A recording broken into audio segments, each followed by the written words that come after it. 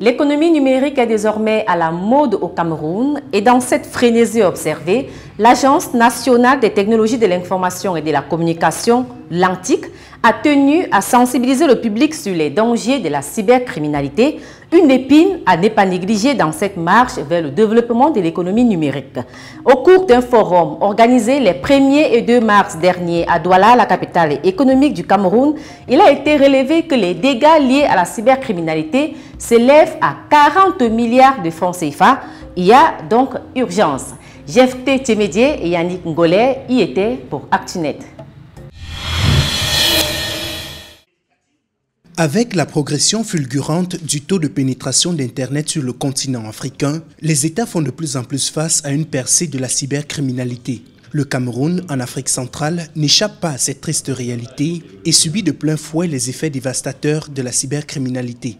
À la faveur du forum sur les enjeux de la cybersécurité dans le développement de l'économie numérique, l'Agence nationale des technologies de l'information et de la communication, en abrégé l'ANTIC, l'organe public en charge de la répression de la cybercriminalité, vient de dresser un état des lieux de la progression de la cybercriminalité dans le pays. D'après cette agence, le Cameroun connaît une prolifération des virus et autres malwares due principalement au fait que 90% des logiciels et systèmes d'exploitation utilisés dans le pays sont en fait des contrefaçons. Un constat qui ouvre la voie à des dizaines d'autres infractions dans le cyberespace camerounais qui auraient entraîné des pertes de plus de 40 milliards de francs CFA en 2015. Dans le top 5 des cybercrimes les plus répandus au Cameroun, le scamming arrive en tête. Il se manifeste par des arnaques réalisées au moyen d'Internet ou des téléphones. En 2015, plus de 700 cas d'attaque ont été signalés. En deuxième position, on a le phishing, qui est une technique d'attaque consistant à usurper une adresse mail ou un site web dans l'optique d'arnaquer un individu ou une entreprise. D'après l'ANTIC, plus de 1000 cas ont été signalés l'an passé. Le web defacement se classe en 3e position. C'est une attaque qui consiste à changer frauduleusement l'apparence d'un site web. C'est près de 20 administrations publiques camerounaises qui en ont été victimes en 2015, au rang desquelles l'Assemblée nationale et la CRTV, la télévision publique. En 4e rang des cybercrimes les plus commis au Cameroun, on a le skimming. Il se manifeste par le piratage des cartes magnétiques à l'aide des dispositifs spéciaux insérés par des cybercriminels dans les guichets automatiques de billets de banque. Selon l'ANTIC, c'est par ce mode opératoire que plusieurs banques locales ont été victimes des pertes financières faramineuses estimées à plus de 3 milliards de francs CFA. Le 5e cybercrime s'attaque à la tarification des appels internationaux. Il consiste au détournement du trafic téléphonique via les SIM-box qui permet à des personnes situées à l'étranger de passer des appels à des tarifs locaux, ce qui cause des dommages financiers colossaux aux opérateurs de téléphonie mobile et par ricochet à l'État. D'après l'ANTIC, c'est par ce moyen frauduleux qu'un opérateur exerçant au Cameroun a subi des pertes de près de 38 milliards de francs CFA. Pour l'ANTIC, au vu de la menace grandissante, il devient de plus en plus important, voire urgent, de prendre des mesures dans le but de déceler des failles sécuritaires dans les systèmes informatiques et de les corriger avant qu'elles ne soient repérées par des cybercriminels. Nous avons 3 grandes activités. La veille sécurité qui consiste à surveiller notre cyberespace en temps réel afin de détecter les failles de sécurité inhérentes dans les systèmes d'information et de prendre des mesures correctives pour les corriger avant qu'ils ne soient exploités par les cybercriminels pour perpétrer des actes criminels. Il y a aussi les audits de sécurité et la PKI. La PKI, c'est le Public Key Infrastructure qu'on utilise au niveau de l'ANTIC pour sécuriser les transactions électroniques afin d'instaurer un climat de confiance dans cette nouvelle économie. D'un point de vue réglementaire, le Cameroun a réalisé quelques avancées ces 5 dernières années. Depuis 2010, le pays s'est doté d'un arsenal juridique avec l'adoption de 3 lois et de 6 décrets sur la cybersécurité, cybercriminalité, sur les communications électroniques et sur le commerce électronique.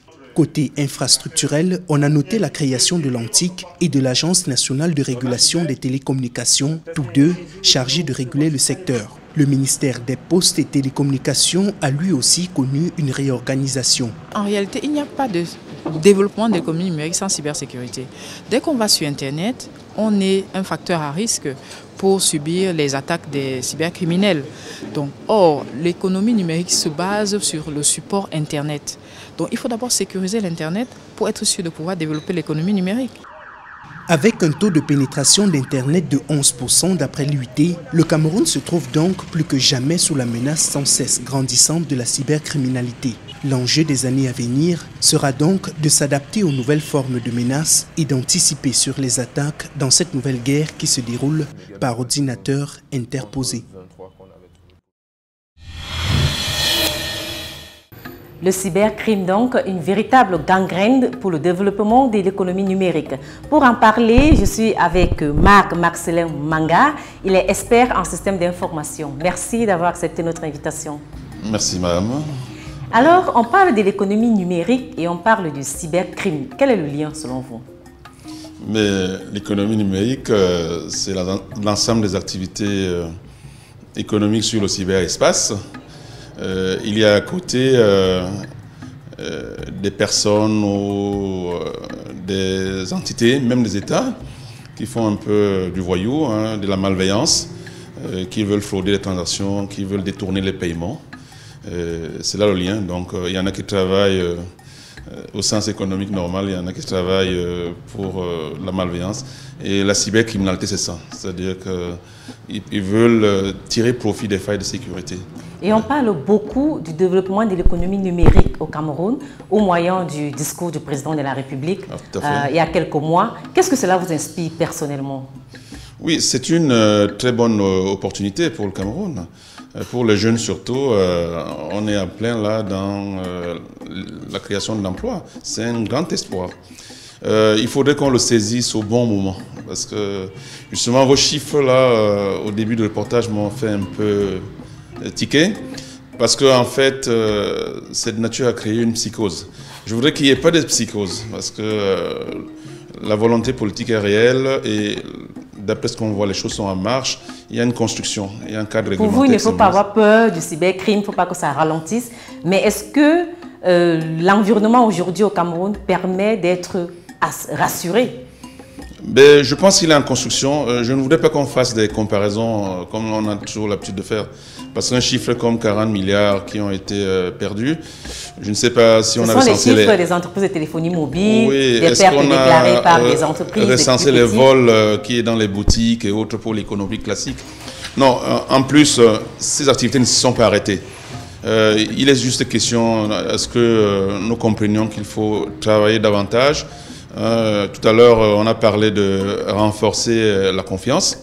Il y a une infrastructure qui existe. Il faudrait veiller pour que sur le cyberespace camerounais, que les malveillances soient réduites. Mais il ne faudrait pas attendre un zéro risque tout de suite, peut-être. C'est ce que j'allais vous demander. Zéro risque, ça n'existe pas. Mais est-ce qu'on est plus vulnérable lorsqu'on est au Cameroun, par exemple, qu'ailleurs? Oh, c'est l'impression que ça donne. Mais quand on regarde les volumes de transactions mondiales, même aux États-Unis, si on sort les chiffres de cybercriminalité, ils sont vraiment ahurissants. Alors, il ne faudrait peut-être pas qu'on s'arrête sur les chiffres. Il faudrait qu'on voit exactement ce que c'est, que les Camerounais comprennent très bien ce que c'est que l'économie numérique. Je pense que là, il manque une sensibilisation. Il faudrait aussi que l'on comprenne que dorénavant, c'est un passage obligé. Parce que pour moi, c'est ça qui ferait une égalité de chances avec nos régions. Je prends un exemple très simple. Quelqu'un qui est à Fumban, par exemple, pourrait vendre très rapidement et facilement ses objets d'art comme quelqu'un qui serait sur la place de Paris ou de Douala. Vous voyez, donc pour vous, il faut juste mesurer le risque entre ce qu'on gagne et ce qu'on perd. Et le calcul est vite fait. Il faut y aller, madame. Il faut vraiment y aller. C'est une gestion de risque. Si vous gagnez 1 milliard et que vous en perdez 1 million ou 2, écoutez, c'est quand ça commence à être un taux inacceptable qu'on réfléchit. Mais dans le reportage, on parle de protéger l'Internet. Est-ce qu'il est possible de protéger l'Internet? On fait ce qu'on peut. Déjà, il y a un cadre réglementaire pour que les gens qui s'aventurent dans le champ de la cybercriminalité sachent qu'ils ne vont pas rester impunis. Il y a une coopération internationale pour cela, mais je pense que tous les États du monde, mais alors tout le monde, est d'accord qu'il faudrait renforcer la confiance. Et je crois qu'au Cameroun, c'est la confiance. Dès que les Camerounais sentiront qu'il y a de la confiance, ils vont y aller. Mais est-ce que, on parle de confiance, il faut qu'il y ait sur pied des organes qui inspirent cette confiance. Vous pensez que l'Antique fait assez? L'Antique fait ce qu'elle peut. Oui, mais comment on peut faire pour qu'elle fasse mieux? Non, ailleurs, le travail qu'elle fait est davantage spécialisé. Je pense que ils se plaignent eux aussi des ressources. Hein. Il faut beaucoup de ressources pour couvrir l'ensemble des domaines.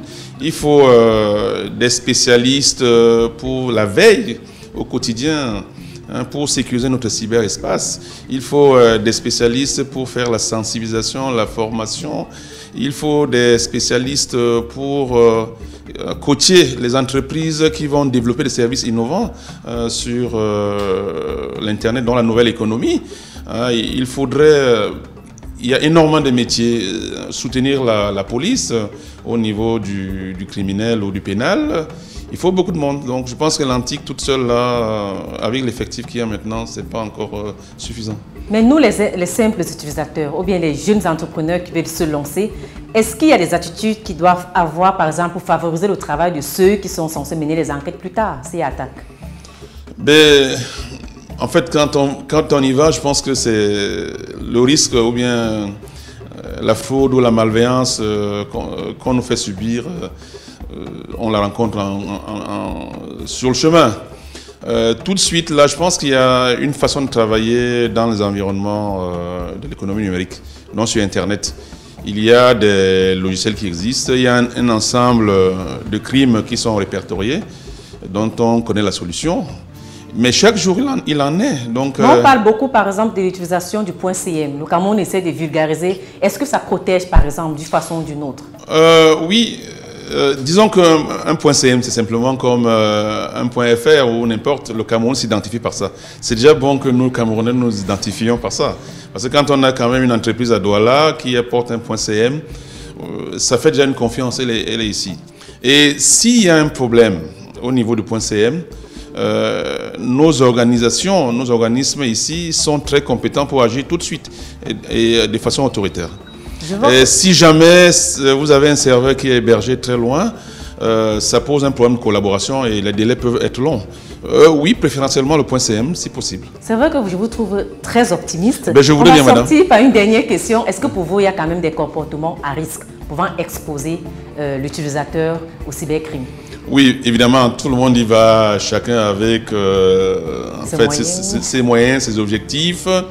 Mais il y en a qui sont informés, par exemple, de ce qu'on vend des cartes de crédit sur Internet pour pouvoir faire des achats en ligne rapidement. Mais si on y va, dans les sites qui sont à tendance, je dirais, pédophiles, du sexe, etc., il y a des risques.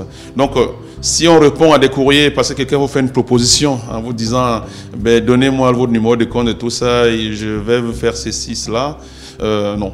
Je crois qu'il faudrait avoir une attitude responsable plutôt et essayer de discriminer et de faire vraiment ce qui est positif là-dedans.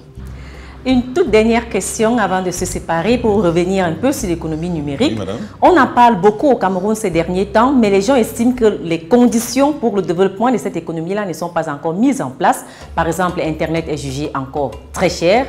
Le matériel, les tablettes, les ordinateurs sont jugés coûteux, ne sont pas à la portée de tous. Pour vous, qu'est-ce que cela vous inspire? Quels sont les moyens qu'il faut mettre sur pied ou qu'est-ce qu'il faut faire pour que la machine s'emballe? Oui, madame, moi je pense que c'est déjà bien parti si le gouvernement maintient le rythme ou l'accélère.